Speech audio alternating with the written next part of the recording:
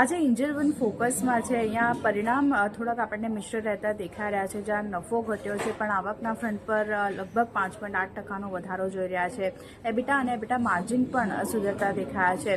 તો એક નંબર્સ થોડાક મિશ્ર છે Q3ના, પણ બીજા જે સમાચાર બનતા દેખાઈ રહ્યા છે જે પોઝિટિવ છે. કંપનીના બોર્ડે FY26 માટે પ્રતિ શેર 23 રૂપિયાના પ્રથમ વચગાળાના ડિવિડન્ડને મંજૂરી આપી દીધી છે. આ સમાચારના લીધે અહીંયા એક પોઝિટિવ એક્શન બનતી દેખાઈ રહી છે.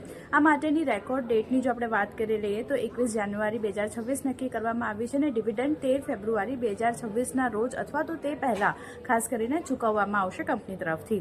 આ સાથે જ કંપનીના બોર્ડે 1:10ના રેશિયોમાં સ્ટોક વિભાજનને પણ સ્ટોક સ્પ્લિટને પણ ખાસ કરીને મંજૂરી આપી દીધી છે. કંપનીના ડિરેક્ટર બોર્ડે કંપનીના 10 રૂપિયાના ફેસ વેલ્યુ ધરાવતા હાલના ઇક્વિટી શેરમાં 1 રૂપિયાના ફેસ વેલ્યુ ધરાવતા 10 ઇક્વિટી શેરમાં વિભાજન કરવાની મંજૂરી જે છે તે અહીંયાથી આપી દીધી છે. એને લીધે પણ ફોકસ ખાસ કરીને એન્જલ વનનું કાઉન્ટર બતાવી રહ્યું છે. ઓલમોસ્ટ 7%થી આસપાસની ખરીદારી આપણે આ કાઉન્ટરમાં જોઈ રહ્યા છે આ સમાચાર બાદ.